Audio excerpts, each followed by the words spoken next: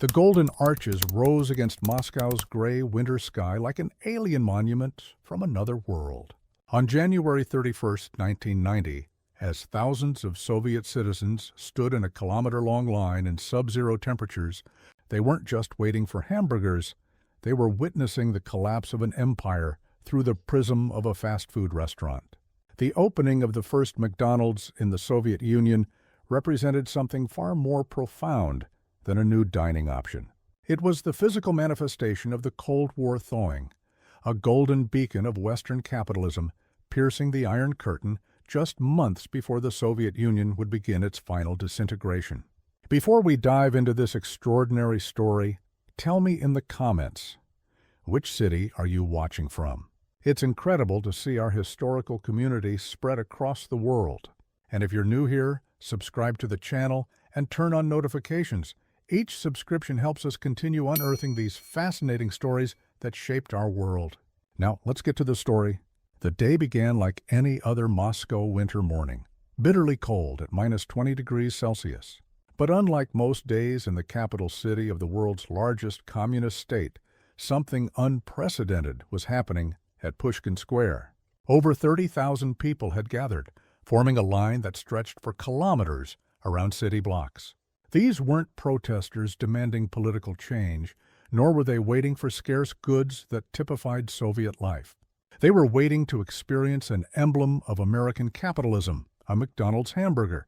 "I've never seen anything like it," recalled Vladimir Yazkov, then a 24-year-old engineering student who had arrived at 4:30 in the morning to secure his place in line. It was like waiting for a glimpse of another world we had only heard about. By the time the restaurant opened its doors at 10 a.m., the crowd had swelled beyond anyone's expectations. The restaurant was designed to serve 700 customers at a time, with 27 cash registers operating simultaneously, a scale unimaginable in Soviet retail at the time. Inside, 630 specially trained Soviet employees greeted customers with smiles and the now famous phrase, "Would you like fries with that?" in Russian. The concept of customer service was so foreign to Soviet citizens that many customers reported being shocked by the friendliness of the staff. In a society where surly shop attendants and bureaucratic indifference were the norm, the McDonald's emphasis on the customer experience was revolutionary. For most Muscovites, this was their first encounter with the West that went beyond the propaganda they had been fed for decades. The restaurant became an instant anthropological site, a place where Soviet citizens could touch, taste, and experience the mythical American way of life they had heard so much about. The famous Big Mac, which cost 3.75 rubles, about half a day's average wage, became instantly iconic. That first day, McDonald's Moscow served over 30,000 customers, breaking the worldwide opening day record for the chain. The journey to open this McDonald's began almost 14 years earlier and serves as a remarkable case study in Cold War business diplomacy. In 1976, George Cohan, the head of McDonald's Canada, met Soviet officials at the Montreal Olympics and began the painstaking process of negotiating the restaurant's entry into the communist nation. What followed was a bureaucratic obstacle course that would test the limits of capitalist persistence against the labyrinthine Soviet system. The Soviet Union of the late 1970s and early 1980s was not yet ready for such a symbol of Western consumer culture. Under Leonid Brezhnev's leadership, the country remained deeply suspicious of American influences. Soviet propaganda regularly portrayed American fast food as a symbol of exploitation and cultural decay. One popular Soviet film from 1982, The Golden Chain, depicted American fast food restaurants as places where workers were treated poorly and the food was unhealthy.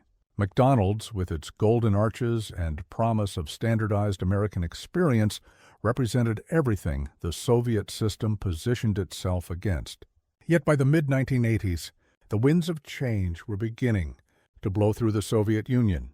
The appointment of Mikhail Gorbachev as General Secretary in 1985 heralded the beginning of perestroika, restructuring, and glasnost, openness.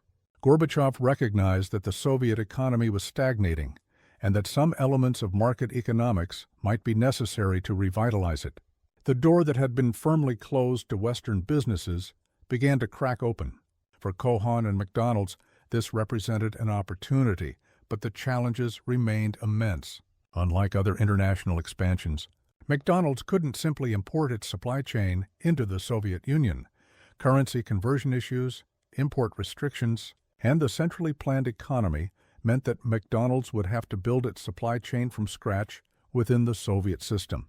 In 1987, after 20 trips to Moscow and countless meetings with Soviet officials, Cohon finally secured an agreement to open the restaurant. The deal was unprecedented. McDonald's would own 49% of the venture, with the Moscow city government owning 51%. Even more remarkably, McDonald's insisted on creating an entirely new supply chain within the Soviet Union, training Soviet farmers to grow specific potatoes for their fries, and establishing a food processing center in Moscow. "We had to build the largest food processing factory in the Soviet Union," explained Cohon in later interviews. "We had to teach Russian farmers how to grow specific types of potatoes. We had to create an entire ecosystem for a hamburger in a country where consistent food quality was almost unknown." The $50 million food production facility located in Sontsevo outside Moscow was called the Complex and employed over 300 people in food processing alone. The training of staff represented another remarkable cultural exchange. McDonald's brought Soviet managers to Canada for extensive training, exposing them to Western management techniques and customer service standards that were alien to Soviet work culture. These managers then returned to Moscow to train the restaurant staff, introducing concepts like efficiency, standardization, and the customer is always right mentality that were revolutionary in the context of Soviet commerce. For many of the young Soviets hired to work at McDonald's, the experience was transformative. They received wages significantly higher than the Soviet average, along with benefits like free meals during shifts. More importantly, they were taught to smile at customers, to work efficiently, and to take pride in clean facilities, all concepts that ran counter to the prevailing work culture in Soviet state enterprises. "We were teaching them more than how to make a Big Mac," recalled one Canadian trainer. "We were teaching them a different relationship to work itself." This new approach to labor and service was as radical as the food being served. In a society where the joke, "we pretend to work and they pretend to pay us," captured the prevailing attitude toward labor, McDonald's demanded and rewarded genuine effort and customer focus. The impact on Soviet agriculture was equally profound. McDonald's required consistent quality ingredients that the Soviet agricultural system, focused on quantity rather than quality, struggled to provide. The company worked directly with Soviet farmers, providing them with specific seed varieties and farming techniques to produce the quality of potatoes, lettuce, and other ingredients required. This hands-on approach to agricultural development represented a mini-revolution in Soviet farming practices. As the opening day approached in January 1990, the anticipation in Moscow was palpable. Soviet newspapers operating under Glasnost's new freedoms reported extensively on the coming restaurant. For citizens used to propaganda about the exploitative nature of capitalism, the coverage was remarkably positive. The restaurant was portrayed as a symbol of the new opportunities becoming available under Gorbachev's reforms. The significance of the timing cannot be overstated. By early 1990, the Soviet system was showing unmistakable signs of strain. The Berlin Wall had fallen just 2 months earlier, in November 1989. The communist governments of Poland, Hungary, Czechoslovakia, and Romania had collapsed or were in the process of reforming. The Baltic republics were pushing for independence from the Soviet Union. In this context, McDonald's arrival wasn't just a new restaurant, it was a harbinger of the changes sweeping through the communist world. On the morning of January 31, 1990, when the doors finally opened, it was evident that something momentous was happening. The customers who entered McDonald's weren't just purchasing food. They were participating in a cultural experience that had been denied to them throughout the Cold War. Soviet citizens who had been told for decades that capitalism represented exploitation and poor quality were now experiencing the pinnacle of standardized capitalist efficiency. "It's a different world," said Olga Medvedeva, who waited 4 hours to enter. "The service is so friendly, and everything is so clean. It makes you question what we've been told about the West all these years." This sentiment was echoed by many customers that day, who found the experience both delicious and disorienting. The contrast between the bright, efficient McDonald's and the typical Soviet restaurant, with its shortages, surly service, and limited menu, could not have been starker. The menu itself represented a challenge to Soviet culinary expectations. Soviet cuisine, when available in restaurants, tended toward heavy, long-cooked dishes. Fast food existed in forms like piroshki, stuffed buns, or shawarma, but nothing with the standardization or speed of McDonald's. The concept of food designed to be identical everywhere in the world ran counter to Soviet expectations about regional variation and inconsistency. Western journalists covering the opening immediately recognized its symbolic importance.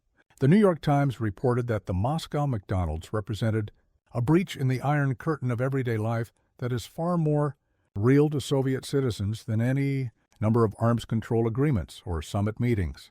The Washington Post described customers gawking at the unfamiliar sight of efficient service from smiling workers. Perhaps most telling were the reactions of Soviet citizens themselves. Many reported that their first bite of a Big Mac or sip of a Coca-Cola felt like tasting forbidden fruit. "It sounds silly now," recalled Mikhail Solovyov, who was 12 years old when he visited the restaurant in its first week.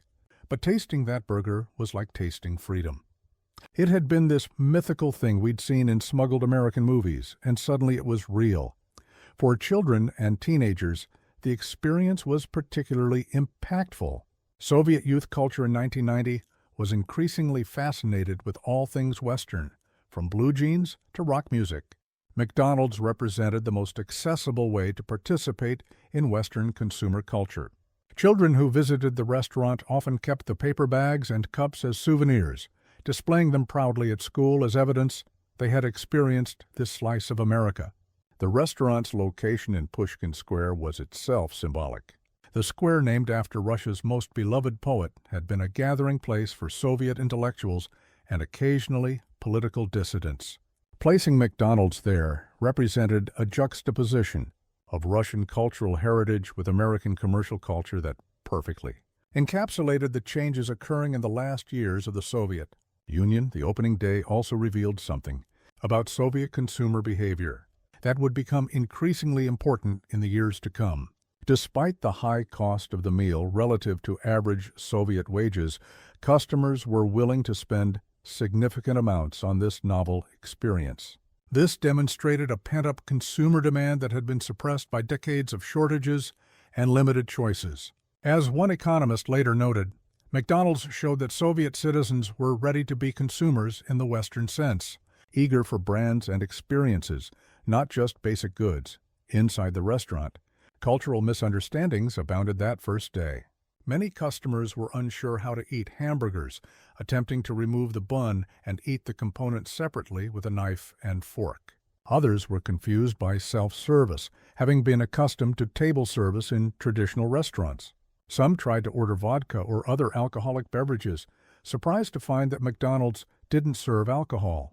These cultural disconnects were as fascinating to observe as they were inevitable in this unprecedented meeting of East and West. The most common reaction, however, was simple wonder at the abundance on display. Soviet citizens were accustomed to food shortages and limited choices.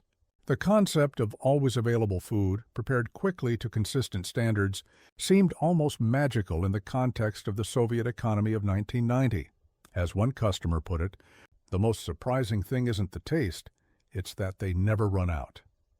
By the end of that first historic day, the Moscow McDonald's had served over 30,000 meals and taken in 100,000 rubles, approximately $27,000 at the official exchange rate. It had demonstrated that Western-style customer service and efficiency could work with Soviet employees and Soviet customers. Most importantly, it had provided an unmistakable glimpse of the consumer economy that awaited on the other side of communism's collapse.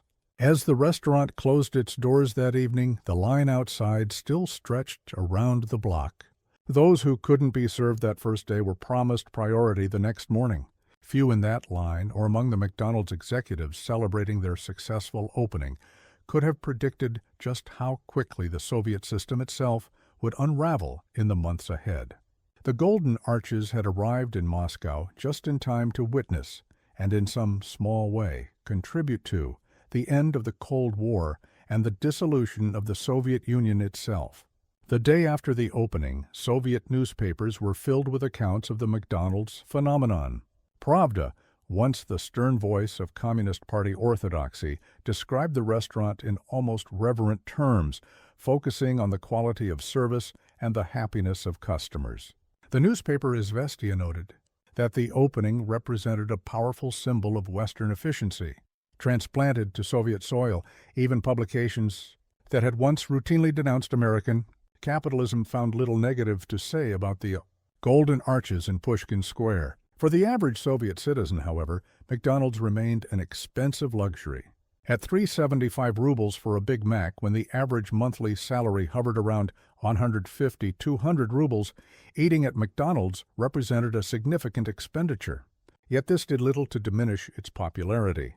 If anything, the premium pricing added to its status as a special experience rather than everyday sustenance. In the weeks following the opening, the lines never truly disappeared. Wait times decreased from 4 hours to a more manageable 30-45 minutes, but the restaurant continued operating at maximum capacity. McDonald's had planned for high initial interest, followed by a normalization period, but the sustained demand surprised even the most optimistic projections. By the end of February 1990, over 500,000 Muscovites had dined at the restaurant, a remarkable figure in a city of 9 million. The success prompted immediate questions about expansion. While the initial agreement had always envisioned multiple restaurants in Moscow, the overwhelming response accelerated these plans. By March 1990, McDonald's was already scouting locations for a second Moscow restaurant, even as they continued to work through supply chain challenges for the first location. These supply challenges revealed much about the state of the Soviet economy in its final years. Despite creating their own agricultural supply chain, McDonald's still struggled with consistency. Soviet agricultural practices, focused on meeting quotas rather than quality standards, proved difficult to reform quickly. Simple inputs like consistent packaging materials or cleaning supplies that McDonald's took for granted in other markets had to be imported or improvised. "We had to become experts in Soviet agriculture overnight," recalled one McDonald's supply chain manager.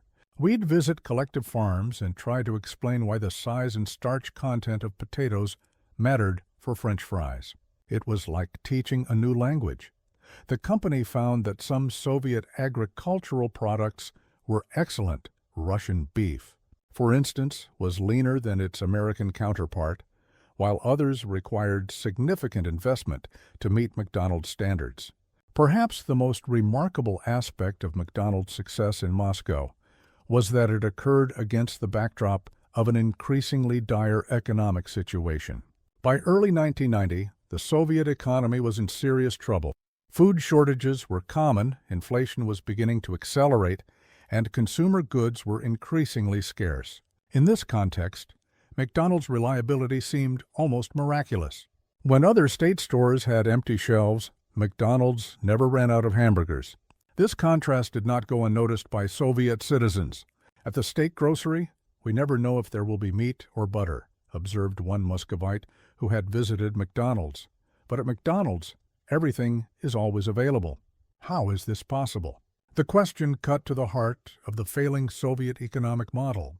McDonald's efficiency in a crumbling system served as a daily demonstration of the superiority of market economics in delivering consumer satisfaction. The cultural impact extended far beyond economics. For Soviet youth especially, McDonald's became a gathering place unlike any other in Moscow. The restaurant offered free refills on beverages, a concept so foreign to Soviet consumers that many initially didn't believe it. Young people would purchase a single drink and stay for hours, turning the restaurant into an unofficial youth club where Western music played and Western consumer culture could be observed firsthand. It was the coolest place to be seen, remembered Maria Petrova, who was a university student in 1990. If you had a McDonald's paper bag, everyone knew you had been there. It was like carrying a little piece of America. The restaurant became a status symbol in a society where access to Western goods had long served as currency in the underground economy and youth culture. For Soviet authorities, the McDonald's phenomenon presented a complex ideological challenge. On one hand, it represented exactly the kind of foreign investment and technology transfer that Gorbachev's perestroika policies sought to encourage. On the other hand, it offered a daily reminder of the failures of the Soviet system to deliver the kind of consumer satisfaction that capitalism seemed to provide effortlessly. Some Communist Party hardliners were openly hostile to the restaurant's presence. One party official was quoted in a small party newspaper saying, "This McDonald's is not feeding people. It is feeding an idea, the idea that America does everything better." Such criticisms, however, found little traction with the general public, who voted with their rubles by continuing to patronize the restaurant in massive numbers. As winter turned to spring in 1990, McDonald's Moscow settled into a strange position as both everyday business and ongoing cultural phenomenon. Foreign tourists made it a must-visit destination, curious to see this capitalist outpost in the heart of communism. Soviet citizens continued to treat visits there as special occasions, sometimes dressing in their best clothes, as if for a significant event, rather than a fast food meal. For the Soviet employees, the experience of working at McDonald's was transformative on multiple levels. Beyond the higher wages and better working conditions, they were experiencing a fundamentally different approach to labor and management. Soviet workplaces typically featured strict hierarchies and little individual initiative. McDonald's, in contrast, emphasized teamwork, individual responsibility, and the possibility of advancement based on performance rather than political connections. "At my previous job at a state factory, nobody cared if you worked hard or not," explained Tatiana Somova, who joined McDonald's as a cashier in February 1990. "At McDonald's, your effort is noticed and rewarded. It changes how you think about work itself." This exposure to Western management practices would prove valuable for many employees in the years to come, as the Soviet economy transitioned to capitalism, and these workers found themselves with highly marketable skills. By April 1990, McDonald's Moscow had served its 1 millionth customer, a milestone celebrated with considerable media attention. The lucky customer, a schoolteacher named Larisa Kadrova, received a small celebration and a gift certificate. "I never expected to be part of history just by ordering lunch," she told reporters, capturing the sense that this restaurant had become far more than just a place to eat. As significant as the McDonald's opening was, its arrival in Moscow coincided with accelerating political changes that would soon overshadow any single business development. Throughout the spring and summer of 1990, the Soviet Union's constituent republics began asserting their sovereignty, with the Russian Republic itself declaring sovereignty on June 12, 1990. These political developments were the early tremors of the earthquake that would ultimately shatter the Soviet system. Against this backdrop of political uncertainty, McDonald's represented something stable and predictable, qualities in increasingly short supply in Soviet life. When food shortages hit Moscow in the summer of 1990, McDonald's reliable supply chain allowed it to continue operating normally, further cementing its reputation as an island of efficiency in a sea of economic chaos. The restaurant's impact extended to Soviet media and popular culture as well.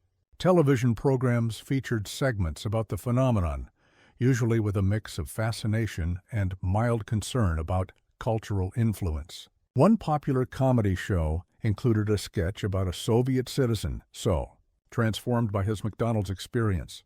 that he began greeting his factory colleagues with "Have a nice day" and suggesting quality improvements to his bemused manager. For many Soviet citizens, McDonald's provided their first taste of not just American food, but American-style capitalism, with all its emphasis on standardization, efficiency, and customer satisfaction. As the summer of 1990 progressed and the Soviet Union continued its slow-motion collapse, that taste of an alternative system became increasingly relevant to their daily lives. By August 1990, with food shortages worsening and political tensions rising, McDonald's announced plans for its second Moscow location. This vote of confidence in the future of the Russian market came at a moment when many foreign investors were growing wary of the Soviet Union's stability. The announcement generated significant positive coverage in the increasingly free Soviet press, presented as evidence that economic reforms were succeeding despite political uncertainty. As fall approached, the contrast between McDonald's continued success and the failing Soviet economy grew ever starker. Long lines formed outside state food stores for basic necessities, while McDonald's continued to serve thousands of meals daily without interruption. This juxtaposition did not go unnoticed by ordinary citizens or political leaders on both sides of the rapidly dissolving Iron Curtain. In October 1990, less than a year after McDonald's opened in Moscow, the Nobel Peace Prize was awarded to Mikhail Gorbachev for his role in reducing East-West tensions and allowing Eastern European countries to peacefully regain their independence. The prize recognized the extraordinary changes that had occurred in the communist world since Gorbachev came to power in 1985, changes that had made ventures like McDonald's Moscow possible in the first place. Meanwhile, inside the restaurant on Pushkin Square, a small but significant transformation was taking place. The novelty of McDonald's was gradually giving way to familiarity. Regular customers had established routines, favorite menu items, and relationships with staff. What had begun as an exotic window into Western consumer culture was slowly becoming an established part of Moscow life, a process that would accelerate dramatically in the years ahead. As 1990 drew to a close, the first McDonald's in Moscow had established itself as both a thriving business and a cultural landmark. Having served over 4.5 million meals in its first 11 months, equivalent to nearly half of Moscow's population, the restaurant had far exceeded its business projections. But the true significance of the golden arches in Pushkin Square would be revealed in the tumultuous months that followed, as the restaurant became both witness to and participant in the final chapter of the Soviet story. The winter of 1990-91 brought severe food shortages across the Soviet Union. Basic items like bread, milk, and meat became increasingly scarce in state stores, leading to the introduction of ration coupons in many cities, including Moscow.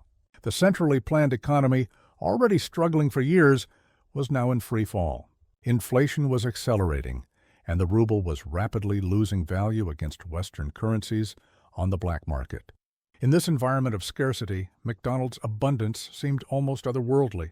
It was like visiting another country without leaving Moscow, recalled Ivan Denisovich, a factory worker who first visited the restaurant in December 1990. In our stores, the shelves were empty. At McDonald's, nothing was ever unavailable. It made you wonder why our whole country couldn't work this way. This question, why? The Soviet system couldn't match the efficiency of the single American restaurant was becoming increasingly common among ordinary citizens. For Soviet authorities, it represented an uncomfortable challenge to decades of ideology that had proclaimed the superiority of the socialist economic model. By early 1991, the McDonald's in Pushkin Square had become a standard feature in tours given to foreign dignitaries visiting Moscow. Foreign leaders would be taken to see traditional sites like the Kremlin and Red Square, but increasingly, a visit to McDonald's was added to show the progress of economic reforms. The restaurant served as tangible evidence that the Soviet Union was opening to the world and embracing elements of market economics. One particularly significant visit occurred in January 1991, when British Prime Minister John Major made an official trip to Moscow and specifically requested to visit the McDonald's. Accompanied by Soviet officials, Major ordered a Big Mac and spoke with both customers and employees. "This represents the best of Western business practices taking root in the Soviet Union," he told reporters afterward. "It shows what is possible when barriers come down." For McDonald's management, operating in this environment of political uncertainty and economic crisis presented unprecedented challenges. Currency convertibility remained a major issue. The Soviet ruble could not be freely exchanged for Western currencies, and its value was plummeting as inflation accelerated. McDonald's had structured its original agreement to allow payment in rubles while repatriating some profits in hard currency. But the economics of this arrangement were becoming increasingly problematic.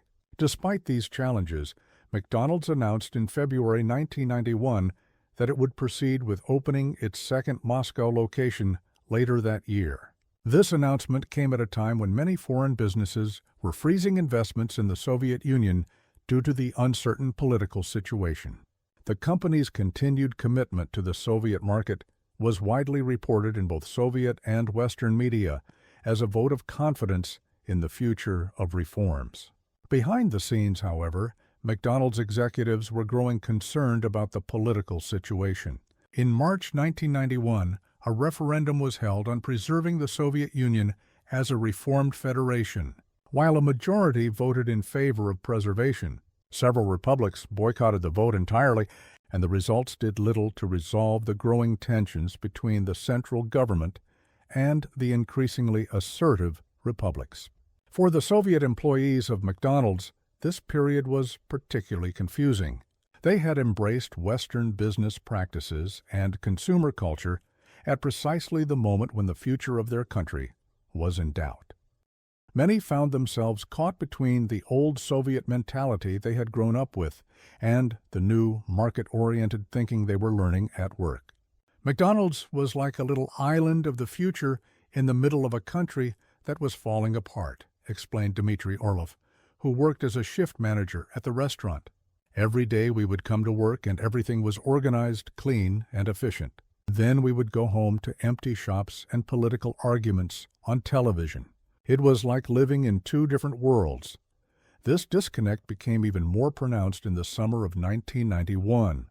On June 12th, Boris Yeltsin was elected president of the Russian Republic, which was still part of the Soviet Union but increasingly acting independently. Yeltsin's election represented a challenge to Gorbachev's authority and accelerated the centrifugal forces pulling the Soviet Union apart. Throughout these political dramas, McDonald's Moscow continued its operations with remarkable consistency. The restaurant never closed, never ran out of food, and never reduced its menu offerings, an achievement that seemed almost miraculous in the context of the broader economic collapse occurring around it. This consistency helped cement its reputation among Muscovites as something reliable in unreliable times. Then came the pivotal moment that would change everything, not just for McDonald's, but for the Soviet Union itself. On August 19, 1991, a group of hardline communists attempted to seize power from Mikhail Gorbachev, placing him under house arrest at his vacation home in Crimea and declaring a state of emergency. Tanks rolled into Moscow, and it appeared that the reforms of the previous years might be violently reversed. The Moscow McDonald's found itself in an extraordinary position during the August coup attempt. Located just a kilometer from the Russian White House, where Boris Yeltsin and his supporters were making their stand against the coup plotters, the restaurant became an unexpected hub of activity. While many state shops and restaurants closed during the tense 3 days of the coup, McDonald's management made the decision to remain open. "We had a meeting that morning and decided that closing would send the wrong message," recalled George Cohon later. "We wanted to show that we believed in the future of Russia, whatever happened." This decision turned the restaurant into something of a neutral ground during the crisis, a place where journalists, protesters, and even some soldiers could get food and use the facilities. Western journalists, in particular, made extensive use of the restaurant during the coup. Its reliable electricity, clean restrooms, and functioning telephones made it an ideal base for filing stories. Moreover, the restaurant's large windows facing Pushkin Square provided a vantage point to observe the extraordinary scenes unfolding on Moscow's streets. For the Soviet employees, the decision to remain open during the coup represented a profound moment of choice. Coming to work meant potentially crossing military checkpoints and placing themselves at risk.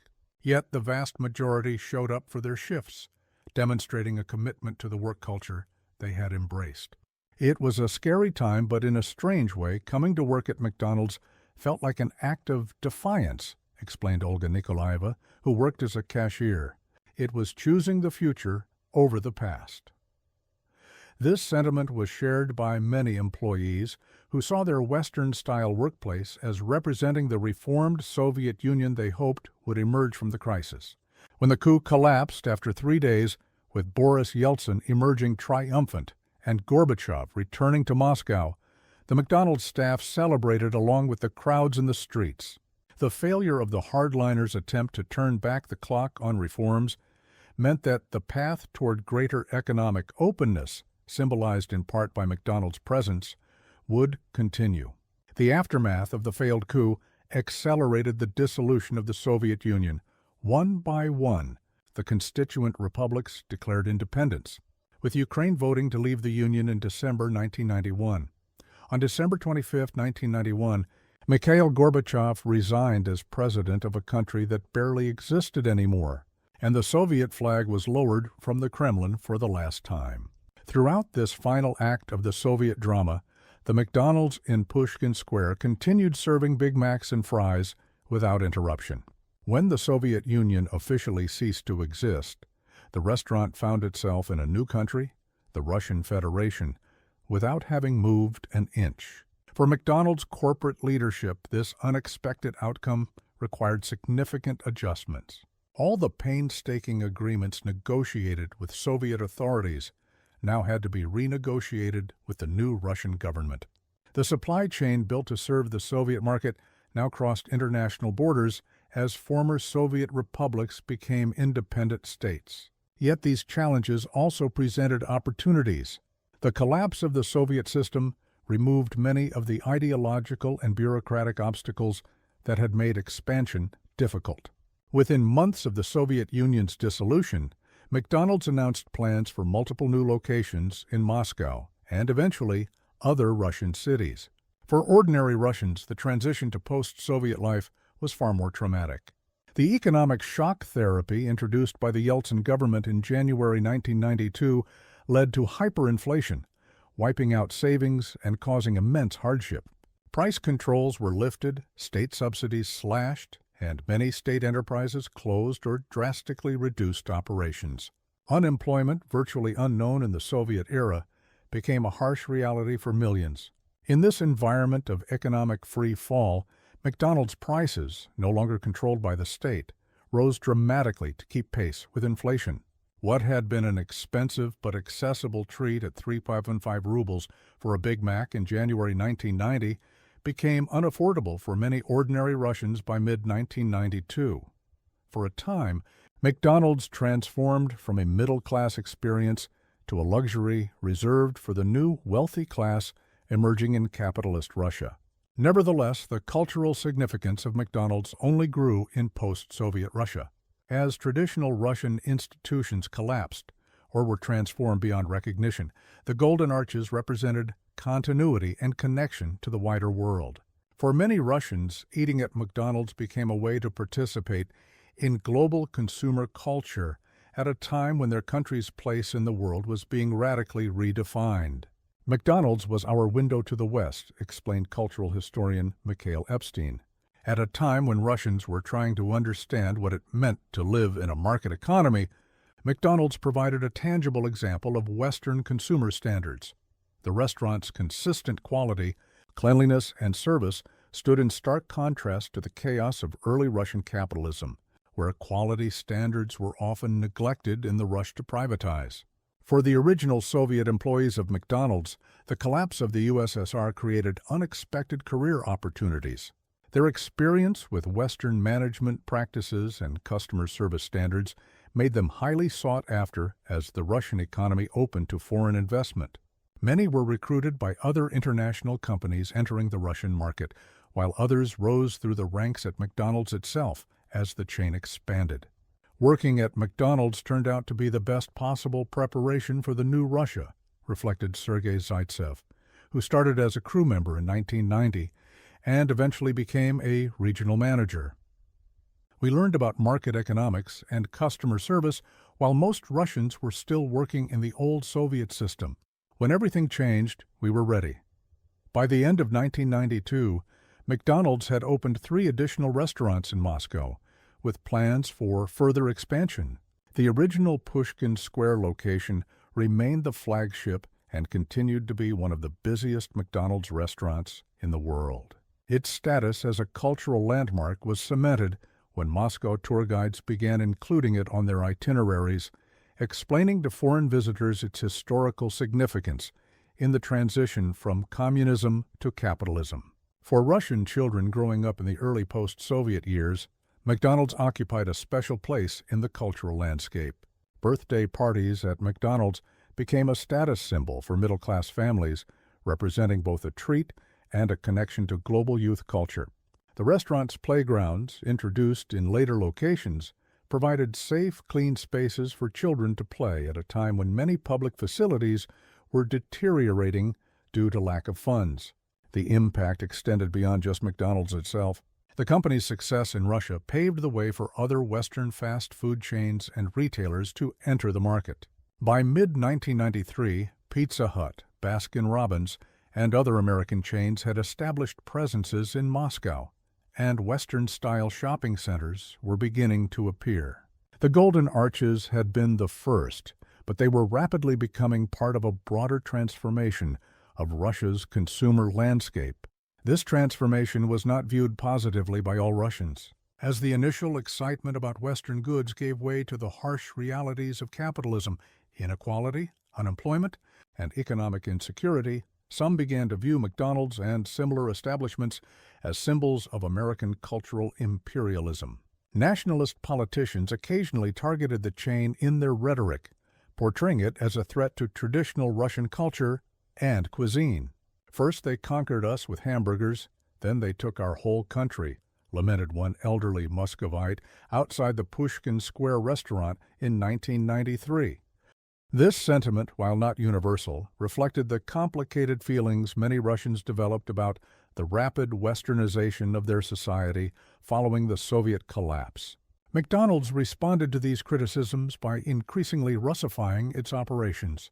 The company began incorporating Russian products and flavors into its menu, hired Russian executives for management positions, and emphasized its role in the local economy through advertising. By 1993, over 95% of the ingredients used in Russian McDonald's restaurants were produced domestically, and virtually all staff, including upper management, were Russian citizens. For the restaurant's original Soviet customers, the McDonald's experience itself evolved from novelty to normalcy. What had once been an exotic window into Western consumer culture gradually became an established part of urban Russian life. Regular customers developed favorite menu items and routines, transforming what had been a special occasion into an ordinary convenience. I remember the first time I went to McDonald's. I wore my best dress and took photographs, recalled Svetlana Kuznetsova, who first visited the restaurant in February 1990. By 1993, it was just where I sometimes grabbed lunch during work breaks. The magic had become mundane.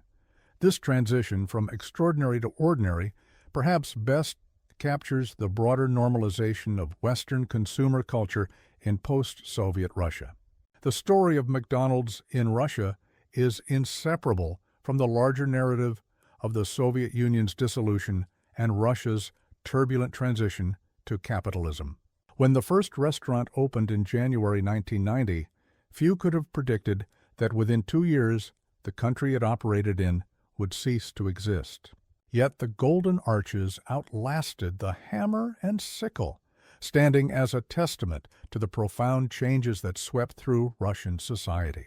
By 1993, as Russia struggled through the painful early years of capitalism, the original McDonald's had been joined by several more locations in Moscow. The expansion continued steadily throughout the 1990s, reaching St. Petersburg and other major Russian cities. Each new opening attracted crowds and media attention, though never quite matching the historical significance of that first restaurant in Pushkin Square. For the McDonald's Corporation, the Russian venture represented one of its most challenging and ultimately successful international expansions. The company had needed to build an entire supply chain from scratch, navigate the collapse of a superpower, and adapt to a radically changing business environment, all while maintaining its core standards of quality, service, and cleanliness. Russia taught us that our system could work anywhere, under any circumstances, reflected George Cohon years later. If we could succeed in the Soviet Union during its collapse, we could succeed anywhere. This lesson would inform McDonald's approach to other challenging markets in the decades that followed. The business success, however, was secondary to the cultural impact. For many Russians who lived through the transition from Soviet communism to post-Soviet capitalism, McDonald's serves as a powerful mnemonic device, a way of remembering and making sense of the extraordinary changes they experienced. The restaurant chain's arrival, survival, and eventual ubiquity maps neatly onto their own journey from Soviet citizens to global consumers. You can tell the story of modern Russia through McDonald's, suggested political scientist Andrei Tsigankov in a 2000 interview. Its arrival marked the beginning of the end for the Soviet system. Its survival during the coup showed the resilience of market reforms. Its expansion in the 1990s mirrored Russia's integration into the global economy. And the controversy it sometimes generates reflects our ambivalence about Westernization. This ambivalence has only deepened in the years since. As Russia has charted an increasingly independent and, at times, antagonistic relationship with the West in the 21st century, McDonald's has occasionally found itself caught in geopolitical crossfires.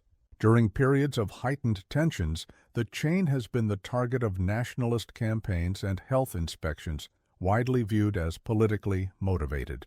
Yet, through all these changes, the original McDonald's in Pushkin Square has retained its status as both a functioning restaurant and a historical landmark. For tourists visiting Moscow, it remains on many itineraries as the site of a significant Cold War milestone. For Russians, it serves as a reminder of the heady days when the Soviet Union opened itself to the world before disappearing altogether. The employees who staffed that first restaurant have their own unique perspective on history.